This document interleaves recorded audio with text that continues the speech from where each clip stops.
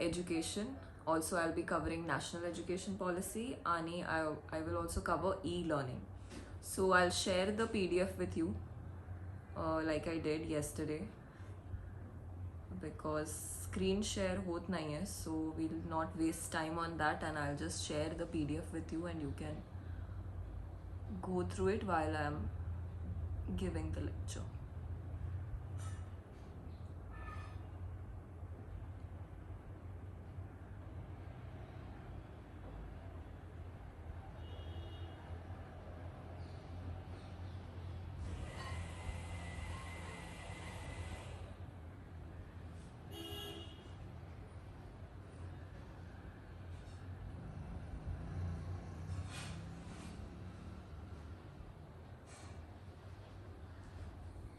Okay, I think everybody has gotten the PDF. Please open the PDF and we will begin.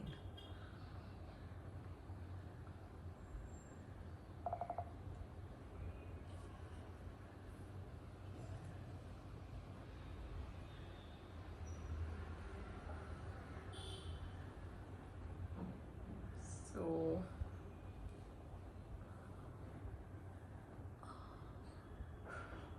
what we are doing is we are doing theme-based essays, and today I'm going to discuss education, national education policy, and some topics of e-learning.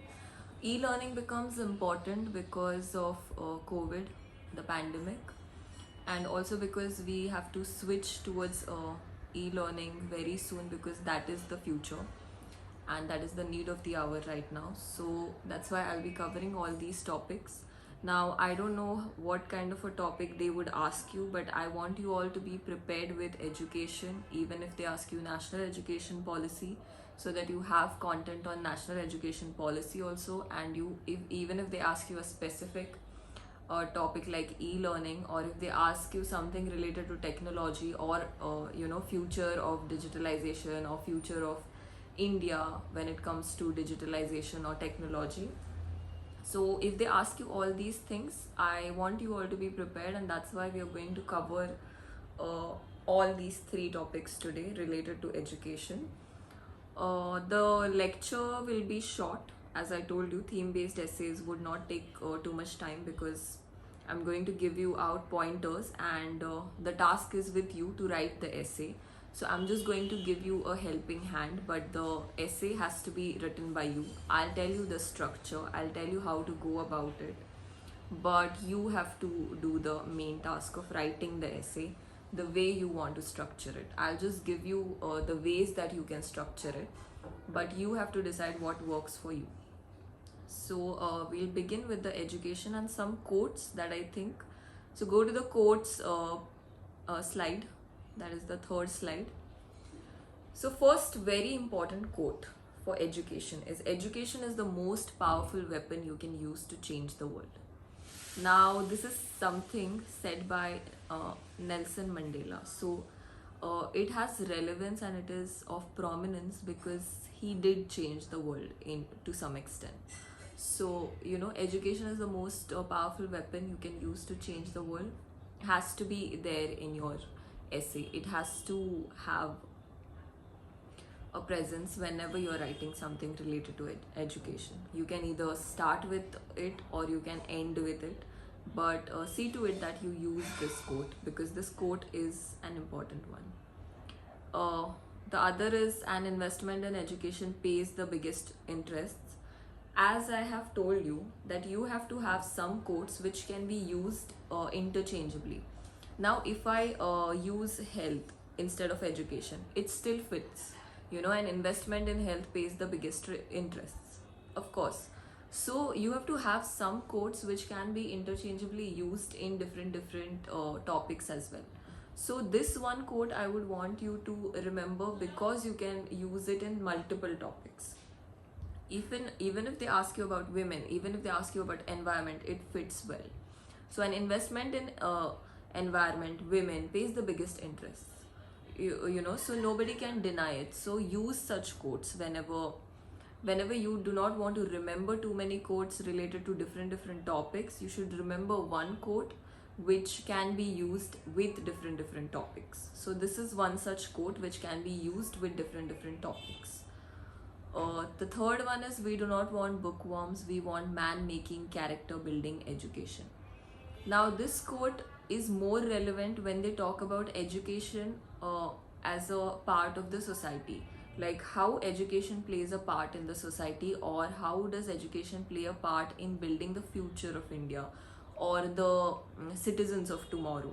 So, if there is something like this, if there is some topic which talks about education in terms of the society and the development of the country, or how we can, make our people more humanistic or empathetic, when it talks about that, you can use this quote, because we do not want bookworms, we definitely want man making character building education. So when the topic is about education's criticism, like if they're talking, if they're saying that, today's education is not the one that we had aspired for, or today we do not have the education that we should have had. So when they talk about such things, we can use this quote wherein we say we do not want bookworms. So you can end your essay with this, that we do not want bookworms, we want man making character building education. The fourth one is also the same. These two, one of these two can be used whenever you're using in relation to man making character building,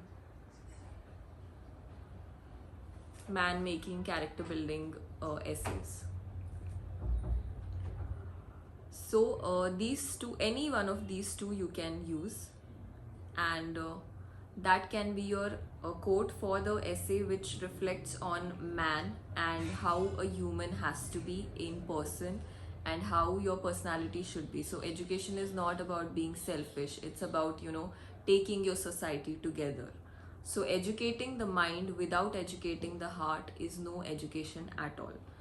That's what I say when I say that you have to use the relevant quotes. You cannot use any quote anywhere. If it's a general education topic, the most relevant quote for it would be the first one, because it's general education, it's just education. But if they're talking about education in relation to something, if it's a sentence, if they give you a sentence, that education without empathy is no education, if there is such a sentence, then you have to use Aristotle's quote. So see to it that your quote is very relevant. Also, if it's general education, and if they're talking about, if you are talking about how our education is only focused on rote learning, how we only focus on academics, getting marks, getting a good rank, being first in the class. So when you talk about these issues of education in our education system, that is when you can use this quote to substantiate your argument. So what you can say is, today we are educating mind, but we have to see to it that we educate, the heart as well. And that is when you can substantiate with this. Educating the mind without, as said by Aristotle, educating the mind without educating the heart is no education at all. So you should know how to use quote and where to use quote. If you know how and where to use quote, you can use two quotes in one essay itself. Okay. So I'll start my essay with "Education is the most powerful weapon you can use to change the world" by Nelson Mandela. And then I will go to the issues part, and I'll end my essay with, with a sentence which says that we have to be holistic when we talk about education.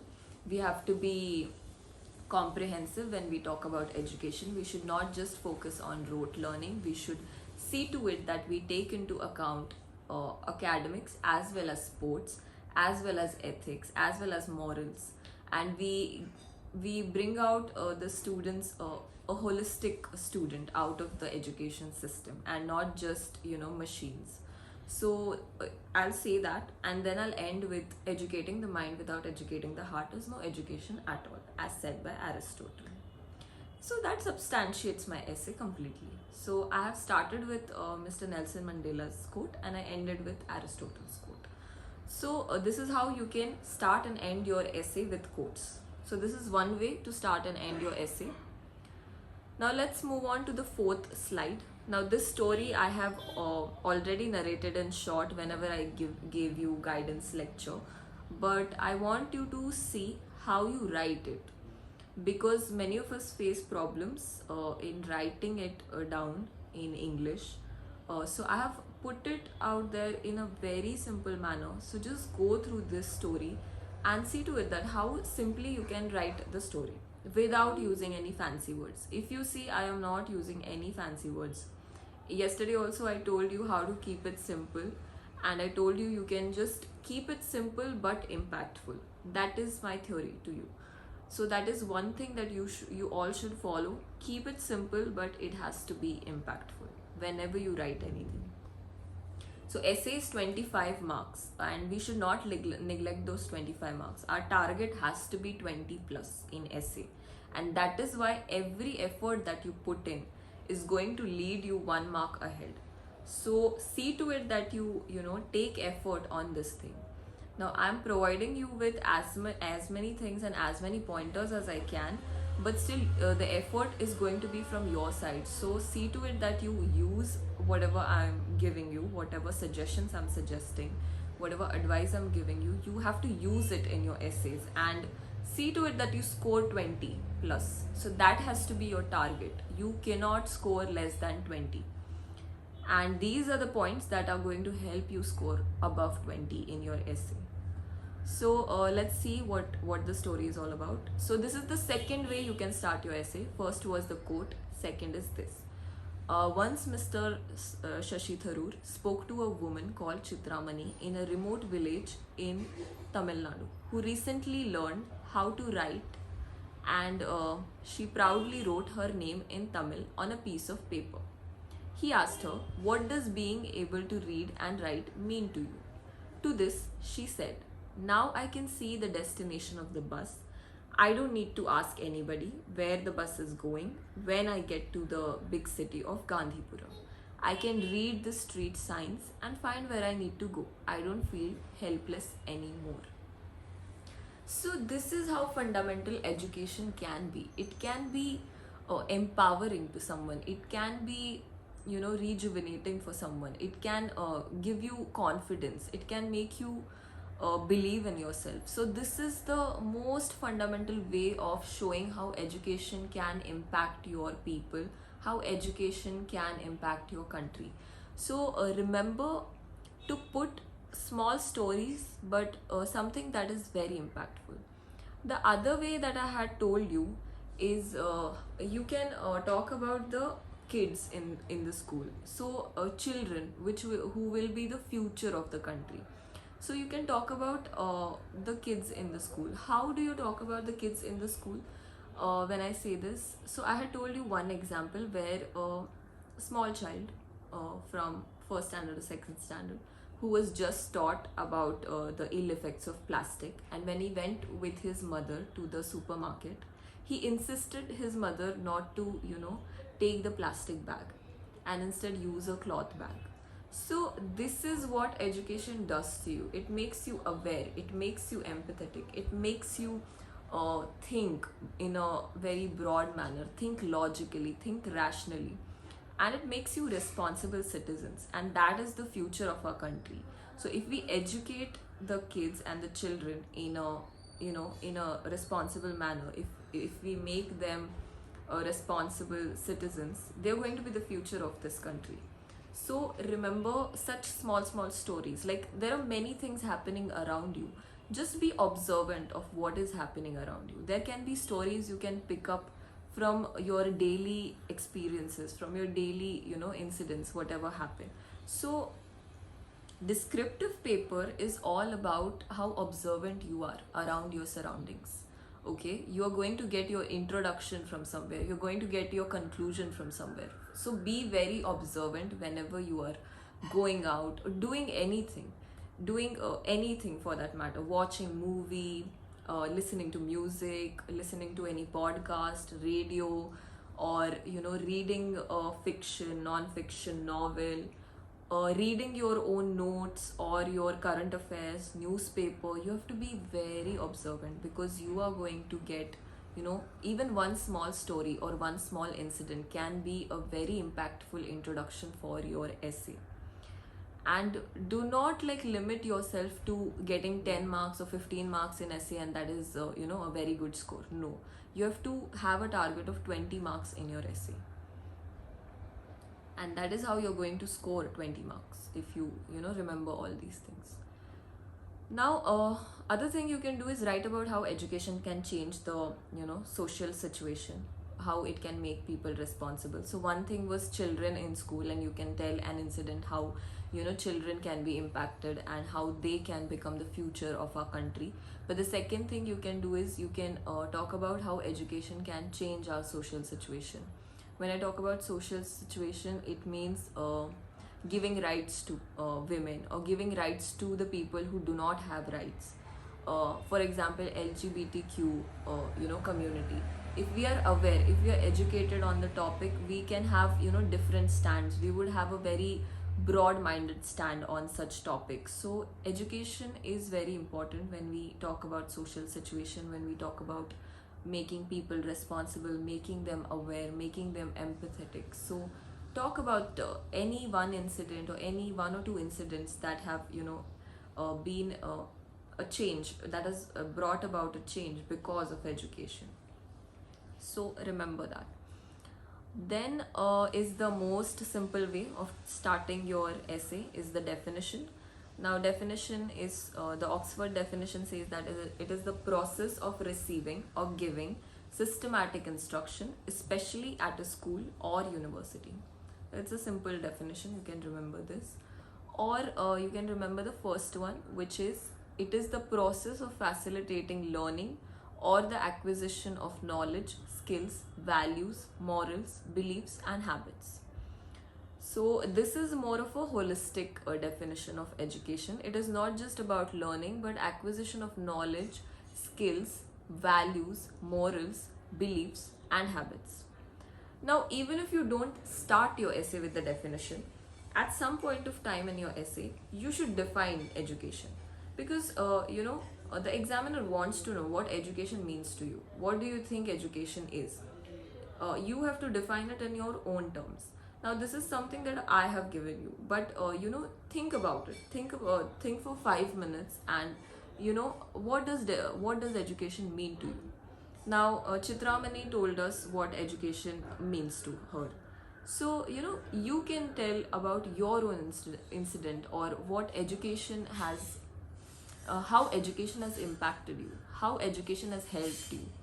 So, talk about your own incident, or talk in a third person manner, but define education at some point in time. Because if you start with a story, then you come to your second para, the second para should be, there should be some mention of education and what it is all about. How do you define education? What does education mean to you? So some point in your essay you can use these two definitions, one of it, or you can just say that it is an enlightening experience. You do get some sort of enlightenment when you get education. Now, before going to national education policy, also when there is a topic like education, I would like to tell you that education has a long history, right? So education has a history, and that's why I would want you to mention somewhere, somewhere a broad history of education. If it's a broad topic like education, or if they're asking you about how education, education of the past and present, the difference between the two. So if they ask you such a topic, I would want you to mention some of the Gurukul system. So how education has changed from the ancient age to till now. You have to give a very brief history of education, because it is education, so we need to know how it evolved. So first we had Gurukul system. So you can talk about Vedic education. Then which all kings have taken initiatives to bring in education. You can talk about that. Then you can come to the British era. How the education fared in British era. How was it? Was it given to everyone? Was it inclusive? You can talk about the different committees that were set up by the British, the important ones, the very important ones. So you can talk about this. Then you can come to the present times, and then you can start your essay with the present education system, and then you can go to issues, challenges, and then you can give out solutions. So what will this do is you can utilize your 400 words in a very proper manner, an appropriate manner. There will be a proper flow to your essay. So that is why I want you to write a brief history of education.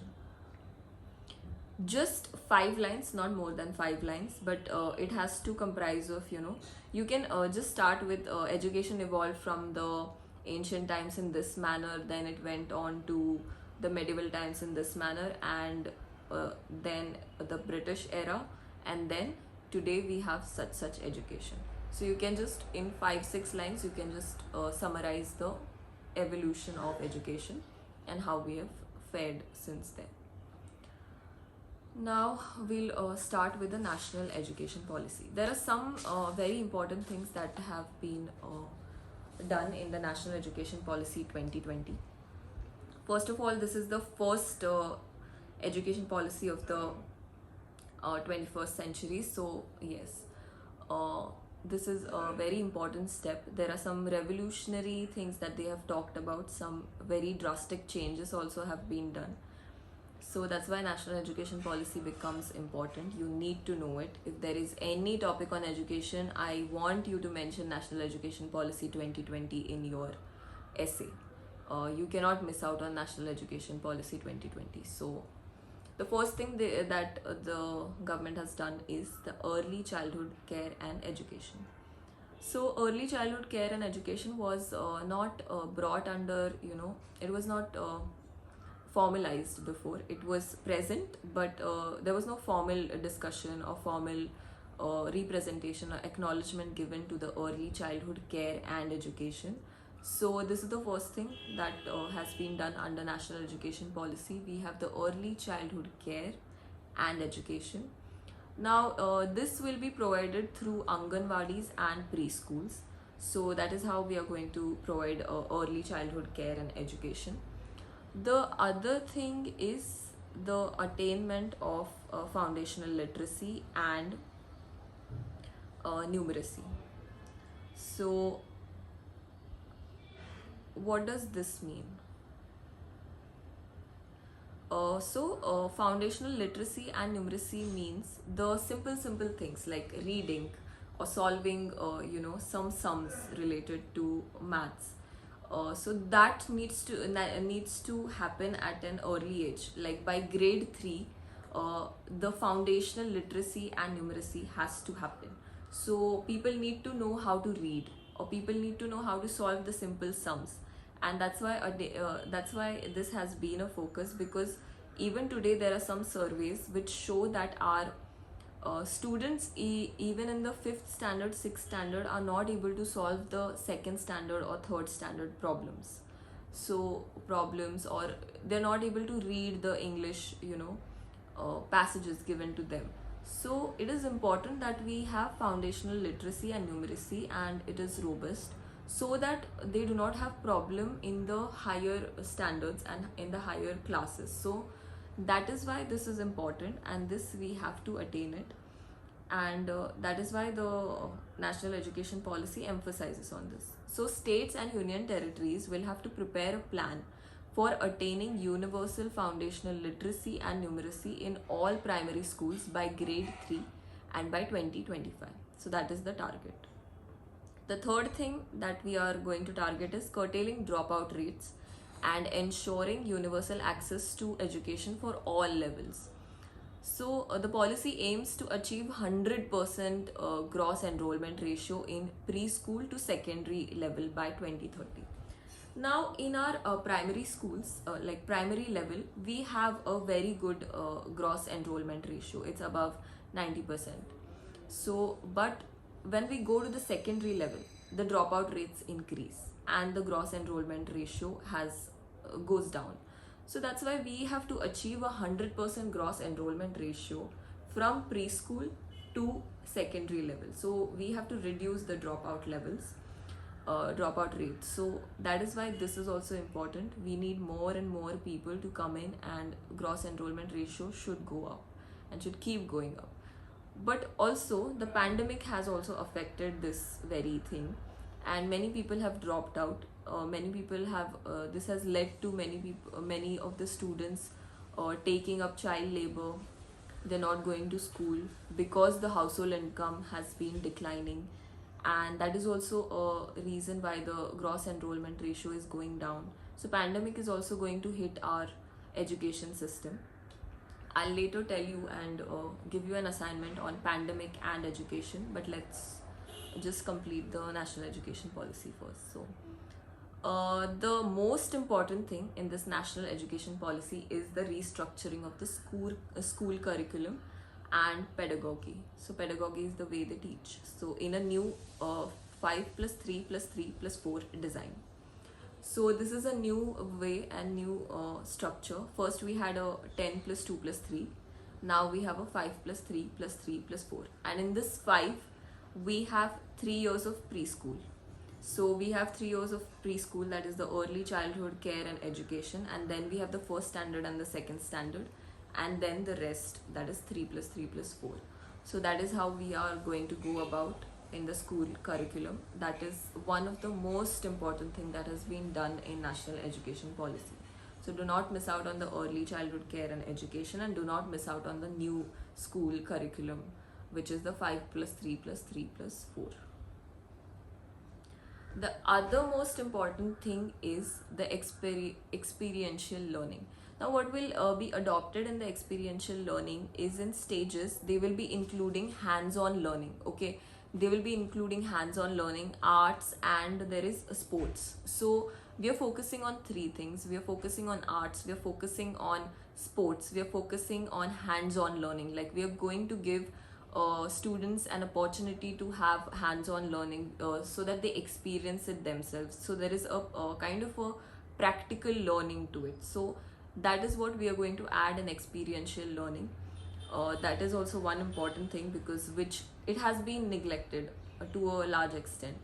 If you see in the countries like US and other Western countries, they do focus on sports, and sports has a very important role to play when it comes to admissions to Ivy League colleges, when it comes to getting a good college. Sports also plays a very important role when it comes to your resume and all such things. So that has somewhere been neglected in our education system, because our education system was too much focused on academics and marks and rankings and all these things. But it is good that we're doing this shift towards the experiential learning. So that is also one of the important things that we are focusing on. The other thing is freedom of choosing a variety of subjects. So a variety of subject combinations will be given to the students, and they can choose from the different variety of subject combinations. So we are giving the freedom of choice to the students so that they can choose the subject of their choice.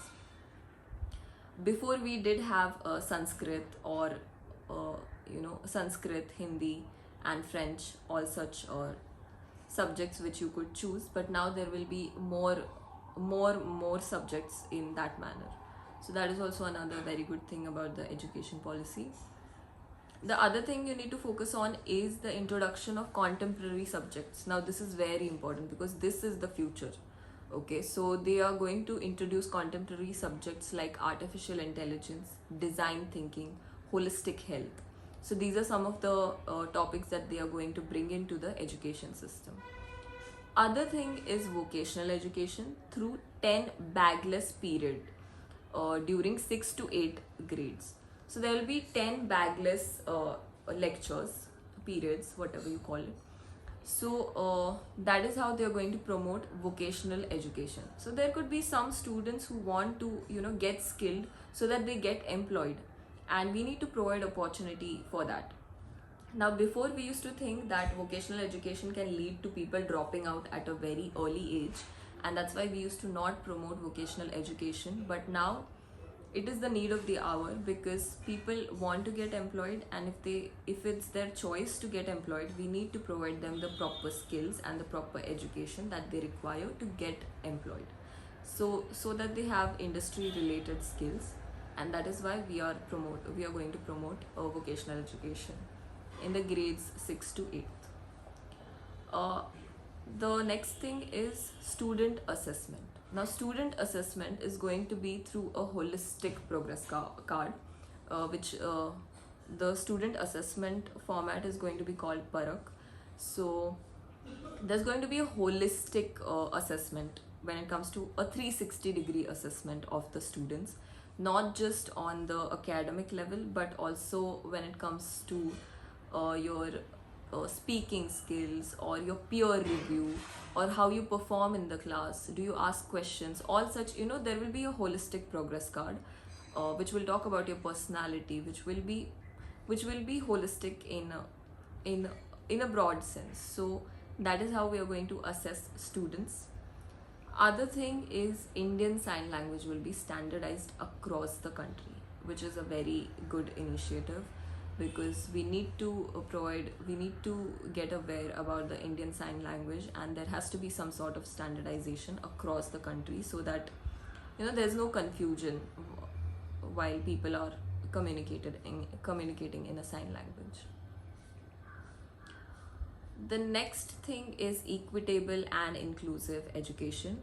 So for this, there will be gender inclusion fund for female and transgender students. Also, there will be special education zones for socially and educationally disadvantaged students in the areas where the population is in majority. In such areas, there will be special education zones which will concentrate on such areas and will bring out those students and bring them in the flow of education. The other thing which is very very important is the robust teacher education and recruitment. So they are going to put out standards for teacher as well. They have to complete a 4-year B.Ed degrees, and only then they will be recruited. But this will happen gradually, step by step, and not a drastic change. So eventually by, I think, 2030, they have to have a certain degree and they will be recruited in a certain manner. So that is going to be standardized in the future. The other thing is standard setting and accreditation for school education. So school education also will have some standards, and an independent state school standards authority will be set up by the states and union territories. The important thing about the next is the higher education. It is very expensive right now. So many of us do not even think of getting higher education, and it is not easier for us to get higher education because the fees is too much and the opportunities are less, and the opportunities go on decreasing when we go to higher education. So most of us, you've seen, most of us are going abroad because we have to spend the same amount almost, and then most of us prefer taking an education from abroad because that has the return on investment is good when we talk about the other universities abroad. So somewhere we have good institutes in the form of IITs, IIMs, but still it is not as much as is required when we talk about our population and our demographic dividend. So we need more institutes, and we need some sort of affordable fees and opportunities which are provided in higher education. So also in our higher education, the research and development opportunities are less, which are very good in other countries, in the Western countries, and also in other countries like China also focuses on research and development. So we are lacking on the research and development part. We do not have the equipment or the infrastructure to promote research and development. So there is going to be an institutional restructuring. So there will be 3 types of institutions. One which focuses on research and development, one which is very academic, which focuses more on the academic part and not on the research and development, and the third one will be a combination of both, which has a balance of both. So that is how they are going to restructure the institutions and consolidate the same. There will also be holistic multidisciplinary education. So all the institutes, not all the institutes, but many of the institutes have to have a holistic and multidisciplinary education. Like they have to provide different disciplines of education, and that is the vision of the national education policy. There will be regulation and of the same. There is going to be a comprehensive body which will look after the higher education, and it will control and regulate the same. So that is also one thing which is important, because so that we reduce the fees, we provide opportunities. So regulation is very important when it comes to higher education. And the other thing in higher education that we are planning to do is internationalization of higher education institutes. So what does internationalization means? Some of the abroad, some of the institutes in abroad have to come and set up their campuses in India, and we are going to incentivize them so that they set up their campuses here and provide opportunities to our students and our people. And also we are going to set up our institutes and our campuses in different countries, and provide opportunities there and promote our education there. So that is now internationalization of higher education institutions. Also, we are going to provide exchange programs. Even today we have exchange programs, but not to that extent. So we are going to increase those, and we are going to provide exchange programs for students, so that some of our students go and learn from their institutes, and some of their students come here and learn in our institutes, so that there is a give and take of education, and the type of education, and the type of things that we focus on, and the type of things that they focus on. The next most important thing is the financing of the education. Right now it is close to 4% of GDP. We are spending 4% of our GDP on education, but this has to go up to 6%. This was also an aim in the previous education policy, which is still not achieved, but we are hopeful that we achieve it in this through this national education policy. And that is why mentioning the financing is very important, that we have to aim to achieve 6% of the GDP. Right now we are spending close to 4%, but which has to go up to the 6%. The next thing is appropriate integration of technology. So technology has to be brought in to all levels of education. 100% adult literacy is something that we are focusing on. Online education and digital education is also our focus. And we are going to promote Indian languages, arts and culture. So this is something that we are going to promote, because our Indian languages are losing prominence, and people are not speaking Indian languages, they are not taking Indian languages seriously. So we are going to promote Indian languages and our arts and culture. Let's go to slide number 11. Now this is e-learning. So if they ask you about e-learning, you can start your essay with the proper definition of e-learning, or you can or what you can do is you can give them a story of e-learning, as to how e-learning you can say how you saw your brother or your sister looking at the phone, and you were wondering what she's looking at and what she's so interested in, and then you realize that she has her classes online. So anything and everything around you can become your introduction and your story to start with.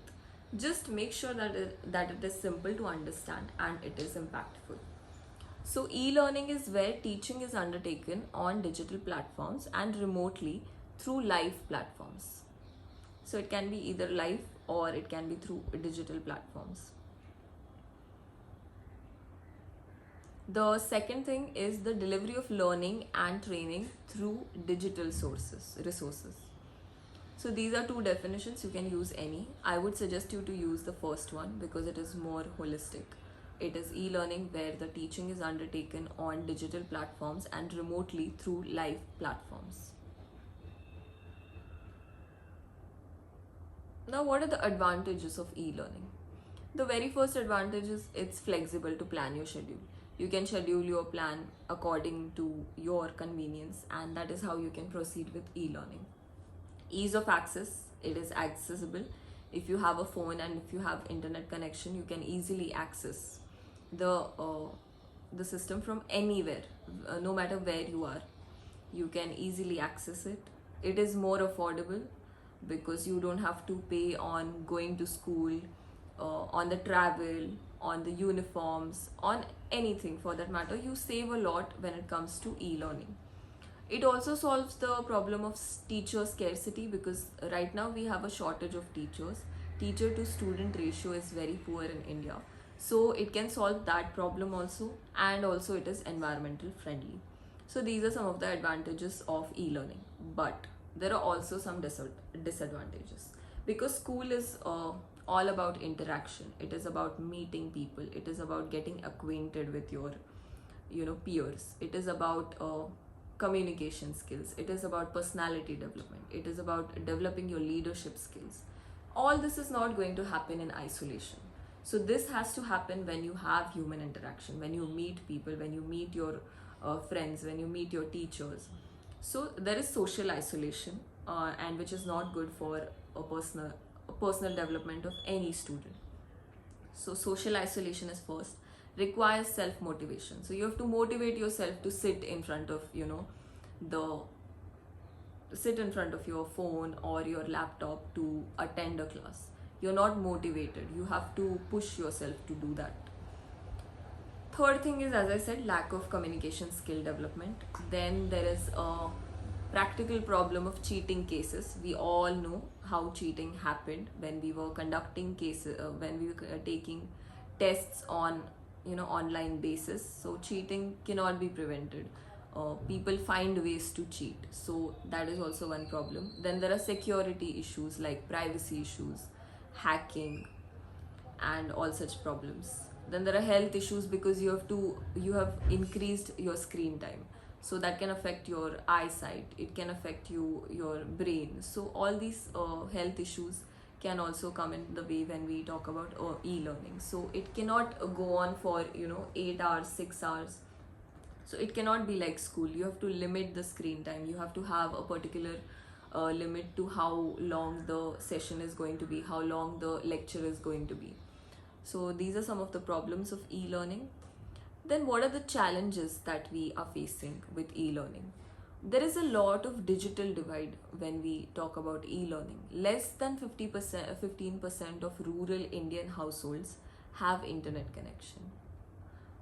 If less than 15% of rural Indian households have internet connection, how can we make it accessible?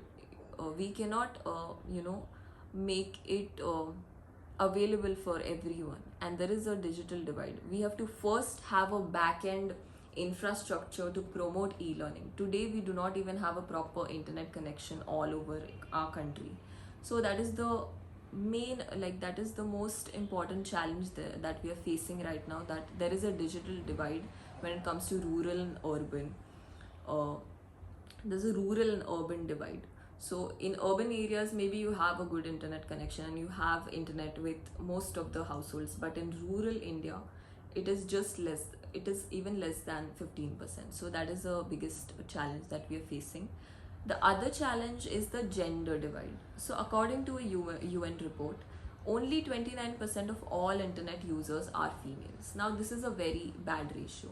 If only 29% of all females are using internet, that means the females will be more impacted when it comes to e-learning.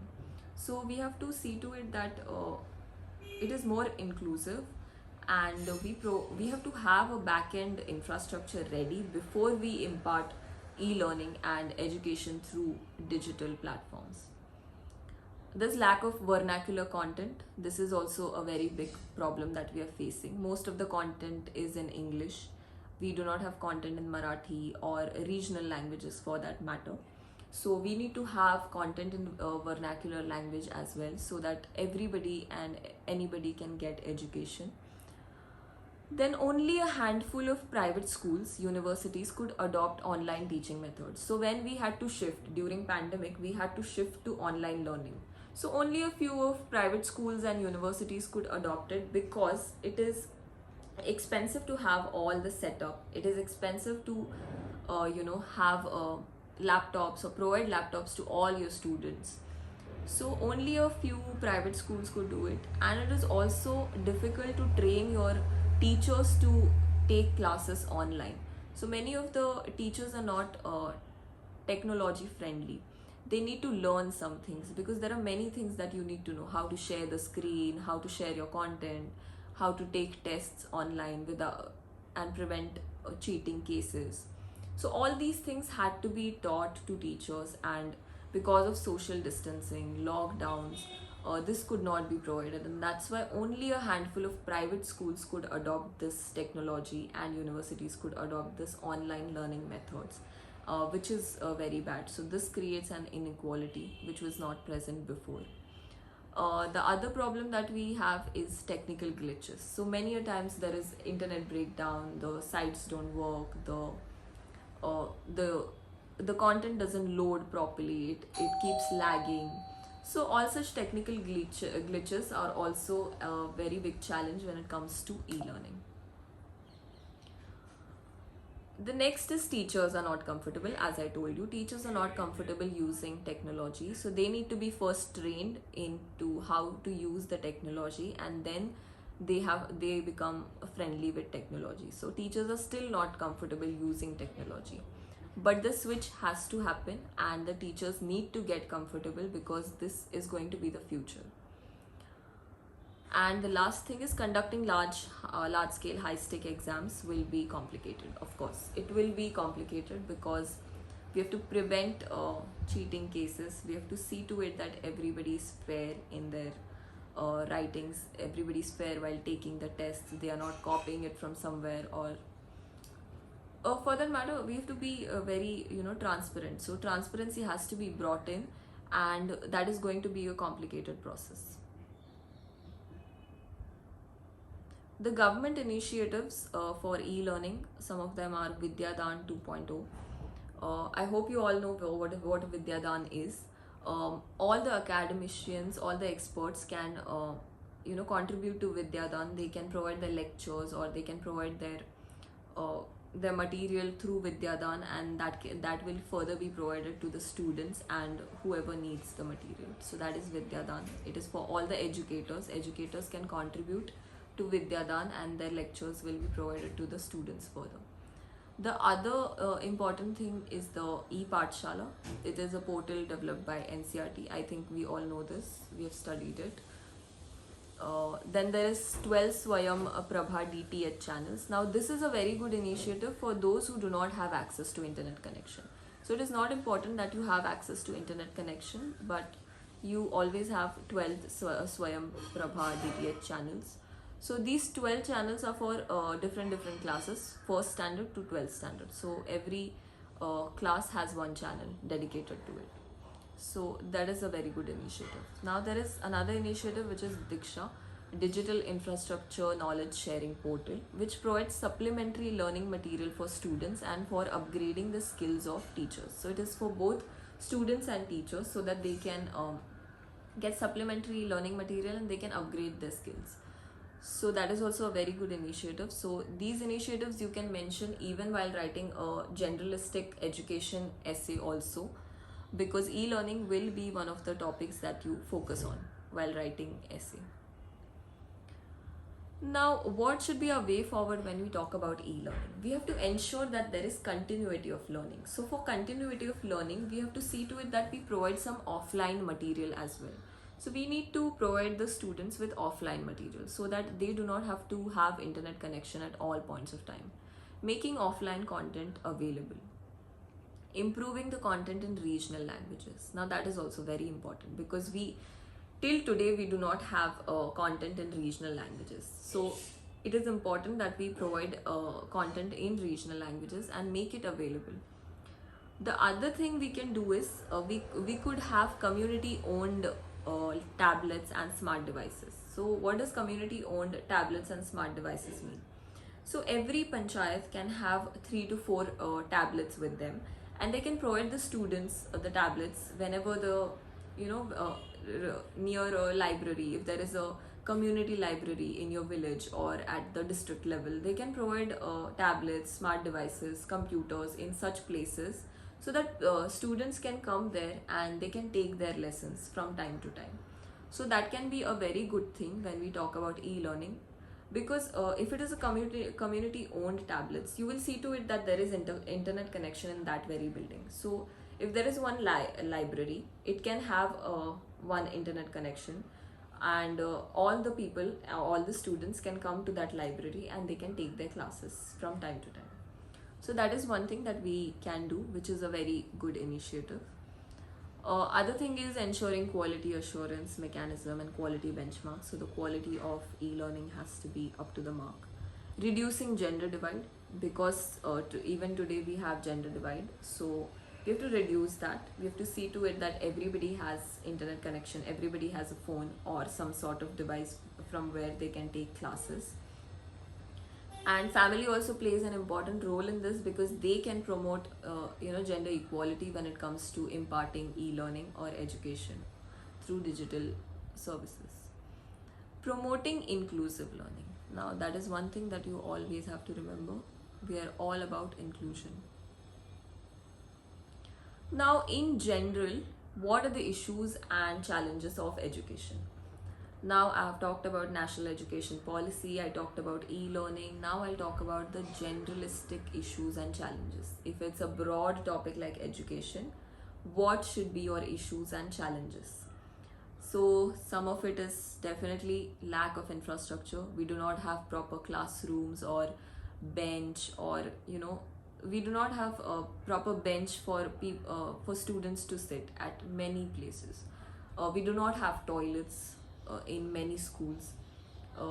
We are lacking in such in the basic infrastructure itself. So lack of infrastructure is a very important issue when it comes to education. Other thing is, about 26% of Indian population is still illiterate according to the census 2011. So even after 75 years of independence, why do we still have 26% of Indian population illiterate? We need to focus on that. We need to achieve 100% literacy. It's high time that we achieve it. So that is another challenge.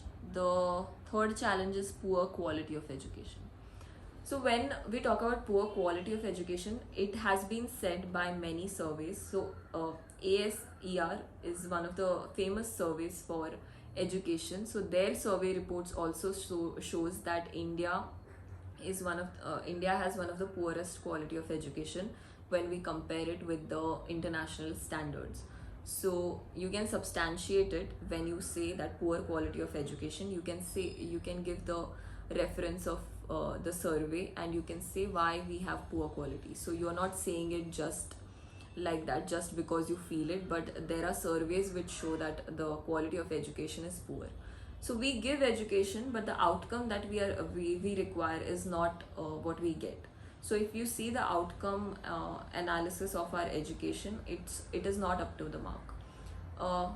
We definitely know this because we have already gone through our graduation. So we definitely know that we are taught, but when we have to apply the same knowledge, we all somewhere lack the confidence, or we all somewhere do not have the kind of practical knowledge that we required. We do not have that. So poor quality of education is one, again, important challenge that we all face. Inadequate public spending, I have already told you. Inadequate public spending, which has to go above 6% of GDP, which is right now, I have written 3, but it is 4%. Just make a correction there. It is 4% right now.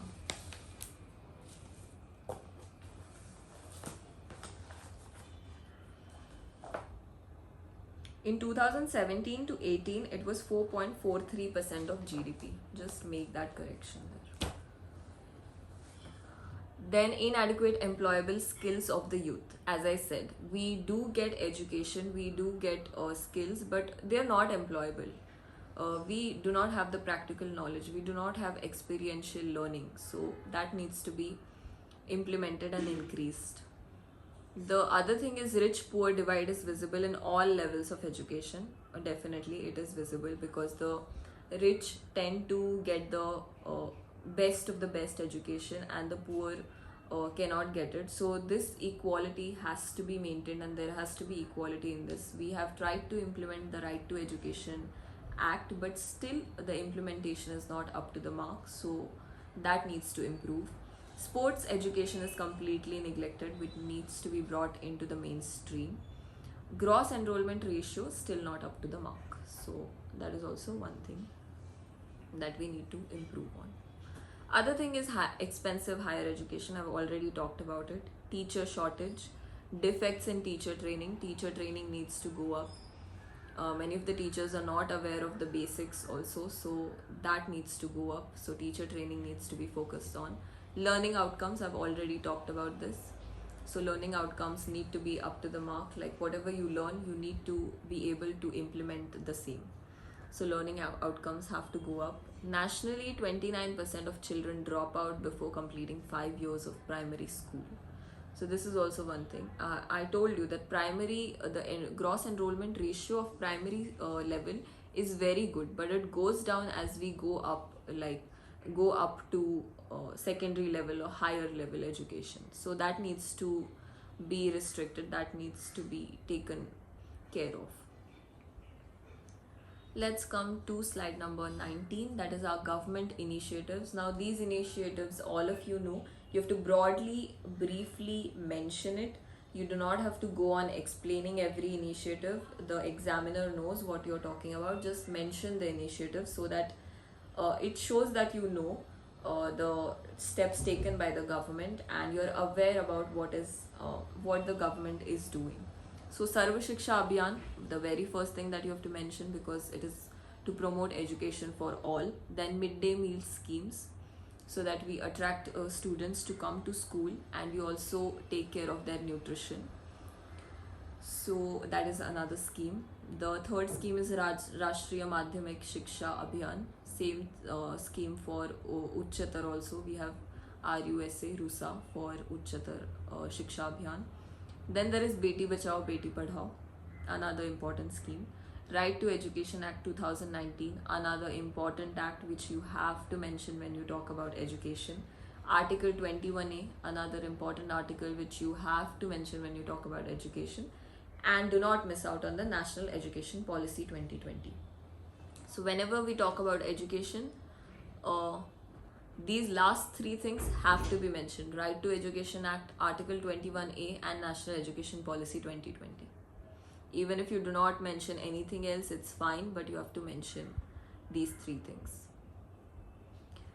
Now this is a case study that we all know. I am sure we all are aware about it, but I think it is very important. Without this, the education topic would not be complete. And I want you all to have a mention of this in your essay, because it is a very important contribution, and it is a very big achievement for our country also. So remember this case study very well. Mr. Sanjit Singh Disle, a ZP teacher from Solapur district in Maharashtra, won the Global Teacher Award of $1 million for using QR codes while imparting lessons and using various other innovative methods in teaching to reduce dropout rates, especially in female students. So we all know what he has done. We have to mention it in the way that I have told you. You can mention the things that have been done, the unique QR codes, which have embedded audio poems, video lectures, stories, and assignments for students. And this was done in a regional language, Kannada, because people there did not have. They were not aware of English, and he wanted to impart education, bring them into the flow of education. So it was provided in a regional language. So it is an important thing, because even today we do not have sources in regional languages. So such initiatives are much appreciated and much needed. So I want you all to mention this case study, because this case study, the education topic is incomplete without this case study. The other case study that I want you to focus on is the Delhi education system. So Delhi education system again has some very unique initiatives that they have done. So Delhi is spending around 26% of its GDP on education. So Delhi is spending 26% of its GDP on education. Remember that. The two things that Delhi education system has done is the happiness curriculum. I'm sure most of you know it. Happiness curriculum is for class 1 to class 8. It is a 45 minutes lecture. It talks about self-awareness, good mental health, character, resilience, improving cognitive ability of the students, reducing anxiety, depression and intolerance. And it prepares students to face challenges and find solutions to the social problems. So this is what the happiness curriculum is doing. So please write this down because I have not included it in the PPT. So happiness curriculum for class 1 to class 8. It's a 45 minutes lecture taken in the Delhi High School. So yes, that is about the Delhi education system. The other thing that they are doing is the entrepreneur mindset curriculum for classes 9th to 12th standard. So it is more about creativity, confidence, critical thinking, decision making, empathy, micro research projects. So there are career interviews. So they have career interviews. So they ask students what they want to be, what their ambition is when it comes to career, and then they call the experts from that fields and have an interaction with students. So this is a very good thing. It's a very important initiative which has been taken by the Delhi education system and which is a role model for many other states to follow. So that is one important thing that you have to mention. That is also one of the case studies that you can mention, the Delhi education system. Now, way forward, I want you all to come up with a way forward, how you're going to end the essay, how you want to, and come up with some innovative ideas, write about the different models implemented in your state or your district. If there is any model about, there were many models of where people were giving out tablets and they were using education through tablets and laptops and all such things. So I want you all to come up with different such initiatives which are taking place in your own district or your own city, and end your essay with that. So that will be your conclusion. So today's topic for essay is education. Write a broad essay on education. You can include anything and everything that you want.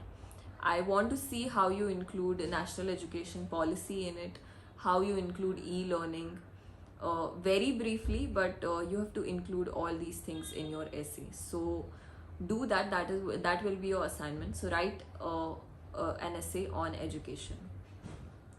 Now we'll take up some doubts, and that will be the end of our lecture for today. So whoever has a doubt can ask.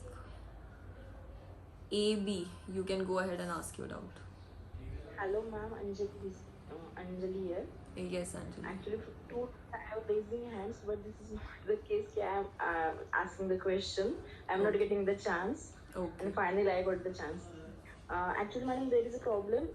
Somewhat when you study GS 1, 2, or so this is a major possibility that your AC becomes GS oriented. Right. Like you much write down too much name schemes and too much GS oriented, like disabled education, handicapped education. Every time AC is touching with your GS point. So it should how it should avoid it to linking GS or with essay, or your essay will not be reflected your GS studies. Okay, Anjali, very nice question. So what it is very important that your essay should not look like a GS paper, a very important thing. But what you can do is, first I told you to focus on your introduction. Your introduction has to be something that is not GS, something that is a story, something that is a quote, something that is an incident which shows and reflects how education or how health or anything. So your first thing to break the GS monotony is by starting your essay on a very good and very on a tone that is not related to your GS.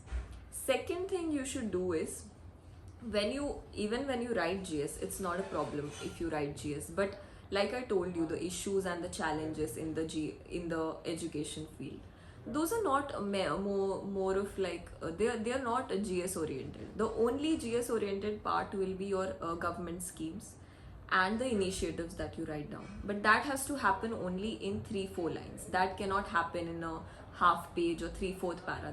That should not be the case. I've always told you to just mention the schemes, not to even explain the schemes. Just make a broad mention of ki these schemes are being taken care of. But what should your main focus should be is that what are your solutions to this problem? How do you see this problem as? What is your take on this problem? Like writing case study about Delhi government is not your GS. It is your way of looking at the problem and finding a solution. It is your way of showing that we can do this also. So Delhi has done this, so why can't we do this? So that is not GS. And the solutions that you give out, like I told you in the last slide, that come up with something innovative, come up with something happening in your district, in your city. I also told you community owned tablets and community owned devices for the students. So these are not GS topics. This does not show your GS. It shows how you are as a person and how you are thinking rationally and how you are giving out solutions on such problems. So your main focus in the last 2 pages of your essay should be solutions, should be something that your opinion, because your opinion is what matters.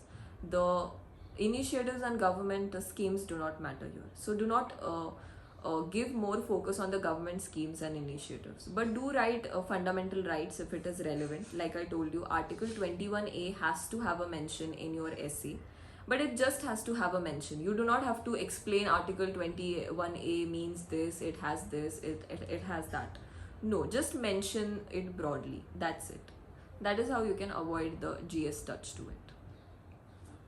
Okay, thank you very much, ma'am. And another doubt is, while restructuring the essay, sometimes when you end your essay with your conclusion, at the same point you remember something. Yeah, this is the most important point I have missed. Should I include it in this?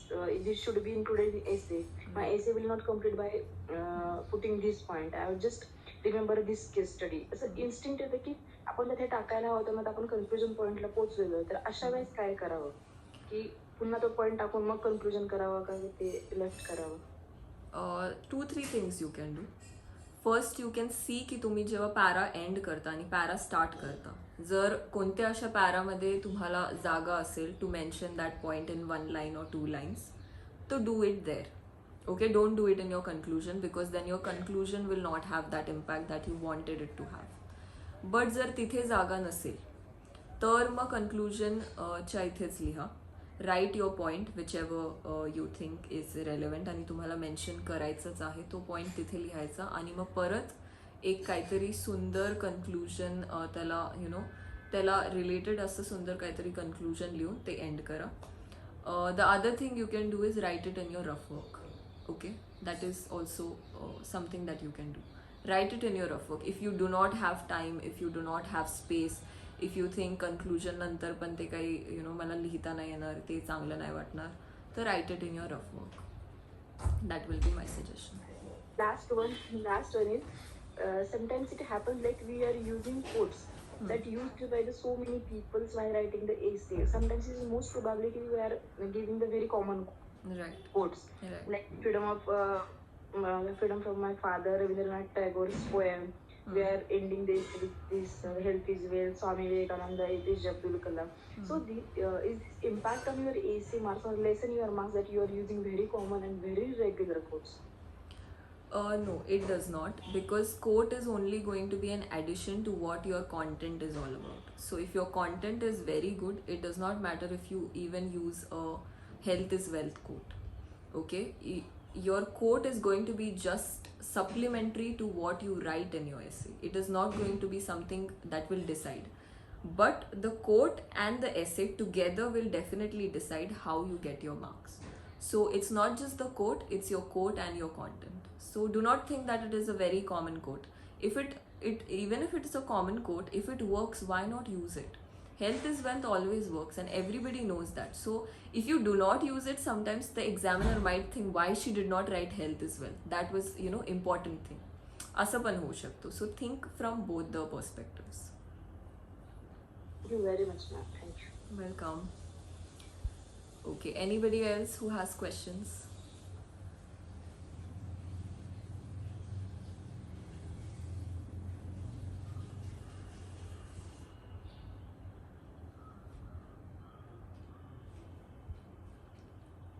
Karan, you have a question? Just unmute yourself and speak.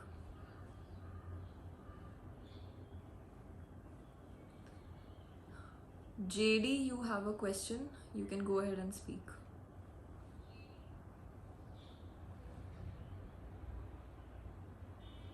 Hello, ma'am. Hello. Hello ma'am, this is Jagdish here. Ma'am, Yes. आता जसं तुम्ही coat बद्दल सांगितलं, तर मराठी आणि English दोन्ही विषयांकरता मला एक कॉमन डाऊट होता. Hmm. तर आपण जेव्हा कोट यूज करतो तर ते कोट आणि आपला सब्जेक्ट त्याच्यामध्ये ते कनेक्टिंग वर्ड्स असतात, म्हणजे ते कधी कधी कोट वेगळा वाटतो आणि खालचा कंटेंट वेगळा वाटतो पॅरामधला. Hmm. तर ते कनेक्टिंग वर्ड कोणते वापरायचे आणि कसं लिंक करायचं जेणेकरून ते सलग वाचायला हे. Quote has to be separate from your para. म्हणजे जर मी हेल्थ इज वेल्थ लिहितीये तर असं गरजेचं नाही की मी पुढे त्याला एक्सप्लेन करायला हवं. So even if I write health is wealth, I can begin my essay with की health is according to WHO, हेल्थचं डेफिनेशन हे आहे. So that is a link. Don't think of it की काहीतरी वेगळं वाटतं. It is not like that. Your quote has a different meaning and a different weightage, and your essay can start with however you want to. But do Especially, make sure ki you do not write a story after the quote. Okay, that will not be a good start to it. So जर तुम्ही quote use केलाय तर see to it that you define the health किंवा you define what health means, or you say something about health after that. So do not give a story after that because it doesn't go well with the quote. Okay, thank you. Okay. Hello. Hello. Yes, Karan. हा ma'am, आपण ज्यावेळी intro करतो तर त्याच्यामध्ये आपण काही लोकांमधलं conversation असतं Right. ते आपण ऍज इट इज स्टार्ट करू शकतो का त्या conversation? Yes, you can start. Like when I told you about the Chitramani story and Mr. Shashi Tharoor, that was actually like a conversation only that they had.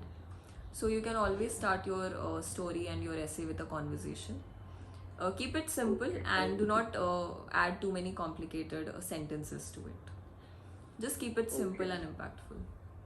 आणि last question ma'am, Yes. ज्यावेळी आपण para interlink करतो त्यावेळी आपण question raise करून next para start करू शकतो का? Yes, you can. So when I talked about terrorism also, I told you I had questioned in the first para ki why are we not able to tackle it? Why are we still having this problem? Why do we still face it? Why are we not doing something about it? So that was too many questions and I ended that para with the question, but then I started my para, the next para with terrorism and the definition and everything. So you can definitely end your essay end your introduction with question. Thank you ma'am. Welcome. Okay, so one last question. Dr. Rajesh, you can speak. Good morning madam. Good morning. मला madam असा प्रश्न होता की परीक्षकांची नेमकी आपल्याकडनं अपेक्षा काय असते, तर त्यांना आपल्याकडनं काय हवं असतं? निबंध ते करताना किंवा निबंध ते जेव्हा आपलं इव्हॅल्युएट करतात तर ते आपल्यामध्ये ऍज अ पर्सनॅलिटीमध्ये काय आपल्याकडे त्यांना अपेक्षा असते की यांच्याकडनं काय असायला हवं? म्हणजे जसं उदाहरणार्थ लँग्वेज लिहिण्याचं नॉलेज असलं पाहिजे, थिंकिंग असलं पाहिजे, ते काय नाही म्हणजे इव्हॅल्युएशन थिंकिंग काय असेल यांचं असं? Okay, so evaluate kartana, what examiners expect is they want to see clarity of thought first of all. How clearly do you put your thoughts through? म्हणजे तुम्हाला क्लॅरिटी आहे का? तुम्ही आधी इश्यूज बद्दल बोलताय, मग सोल्युशन्स बद्दल बोलताय. So do you know how to structure your essay? Are you organized in your thought? That is the second thing that they see. The third thing that they see is the language. I'll put it in the very end. I would not say they are looking for a very fancy language, but of course your grammar has to be correct. Grammatically, you have to be correct. Fourth thing is your positive approach and your problem solving nature. So you have to be a problem solver. You have to be a positive person. You have to come out as an optimistic. You have to give hope to the society because you're becoming an administrator. So you cannot be someone who just criticizes the government or criticizes everything that is happening around you. You have to come out with solutions. Okay, this is a problem, but this is what we can do about it. So this is what they are looking at when they look at you. Grammatically be correct, but the expectation is not of fancy words and too much vocabulary. One or two good words is fine, but too many fancy words are not expected from you. So be clear and simple in your approach. Okay, thank you. Welcome.